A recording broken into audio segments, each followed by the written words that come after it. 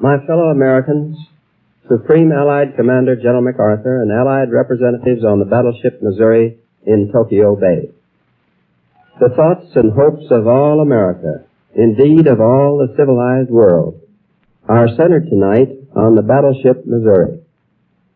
There, on that small piece of American soil, anchored in Tokyo Harbor, the Japanese have just officially laid down their arms. They have signed terms of unconditional surrender. 4 years ago, the thoughts and fears of the whole civilized world were centered on another piece of American soil, Pearl Harbor. The mighty threat to civilization which began there is now laid at rest. It was a long road to Tokyo and a bloody one. We shall not forget Pearl Harbor.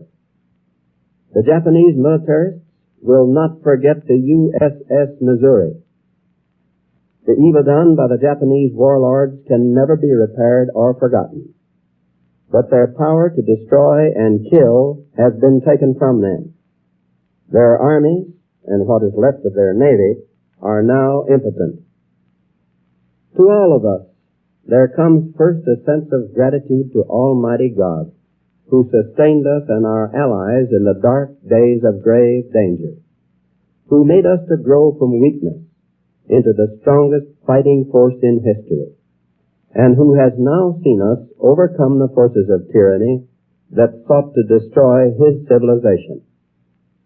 God grant that in our pride of this hour, we may not forget the hard tasks that are still before us, that we may approach these with the same courage, zeal, and patience with which we faced the trials and problems of the past 4 years. Our first thoughts, of course, thoughts of gratefulness and deep obligation, go out to those of our loved ones who have been killed or maimed in this terrible war. On land and sea and in the air, American men and women have given their lives so that this day of ultimate victory might come and assure the survival of a civilized world. No victory can make good their loss. We think of those whom death in this war has hurt, taking from them fathers, husbands, sons, brothers, and sisters whom they love. No victory can bring back the faces they long to see. Only the knowledge that the victory which these sacrifices have made possible will be wisely used can give them any comfort. It is our responsibility, ours the living, to see to it that this victory shall be a monument worthy of the dead who died to win it. All millions of men and women in our armed forces and merchant marines, all over the world, who, after years of sacrifice and hardship and peril, have been spared by providence from harm. We think of all the men and women and children who during these years have carried on at home in lonesomeness and anxiety and fear. Our thoughts go out to the millions of American workers and businessmen, to our farmers and miners, to all those who have built up this country's fighting strength and who have shipped to our allies the means to resist and overcome the enemy. Our thoughts go out to our civil servants and to the thousands of Americans who, at personal sacrifice, have come to serve in our government during these trying years. To the members of the Selective Service Boards and Ration Boards, to the civilian defense and Red Cross workers, to the men and women in the USO and in the entertainment world, to all those who have helped in this cooperative struggle to preserve liberty and decency in the world. We think of our departed gallant leader, Franklin D. Roosevelt, defender of democracy, architect of world peace and cooperation.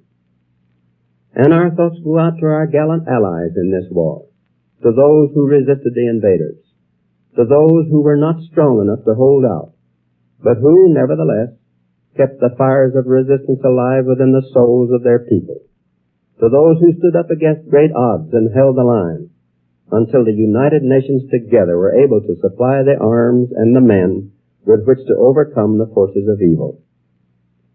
This is a victory of more than arms alone. This is a victory of liberty over tyranny. From our war plants rolled the tanks and planes which blasted their way to the heart of our enemy.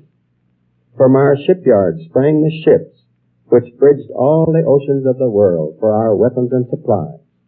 From our farms came the food and fiber for our armies and navies and for our allies in all the corners of the earth. From our mines and factories came the raw materials and the finished products which gave us the equipment to overcome our enemies. But back of it all were the will and spirit and determination of a free people who know what freedom is and who know that it is worth whatever price they had to pay to preserve it. It was the spirit of liberty which gave us our armed strength and which made our men invincible in battle. We now know that that spirit of liberty, the freedom of the individual, and the personal dignity of man are the strongest and toughest and most enduring forces in all the world. And so on VJ Day, we take renewed faith and pride in our own way of life. We have had our day of rejoicing over this victory. We have had our day of prayer and devotion. Now let us set aside VJ Day as one of renewed consecration to the principles which have made us the strongest nation on earth and which, in this war, we have striven so mightily to preserve. Those principles provide the faith, the hope, and the opportunity which help men to improve themselves and their lot.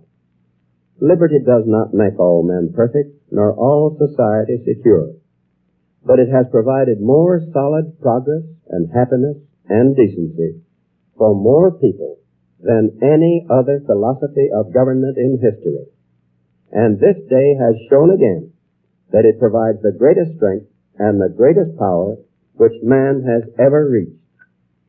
We know that under it we can meet the hard problems of peace which have come upon us. A free people with free allies who can develop an atomic bomb can use the same skill and energy and determination to overcome all the difficulties ahead. Victory always has its burdens and its responsibilities as well as its rejoicings. But we face the future and all its dangers with great confidence and great hope. America can build for itself a future of employment and security. Together with the United Nations, it can build a world of peace founded on justice, fair dealing, and tolerance. As President of the United States, I proclaim Sunday, September the 2nd, 1945, to be VJ Day, the day of the formal surrender of Japan. It is not yet the day for the formal proclamation of the end of the war, nor of the cessation of hostilities, but it is a day which we Americans shall always remember as a day of retribution, as we remember that other day, the day of infamy. From this day we move forward. We move toward a new era of security at home. With the other United Nations, we move toward a new and better world of cooperation, of peace, and international goodwill. God's help has brought us to this day of victory. With His help, we will attain that peace and prosperity for ourselves and all the world in the years ahead.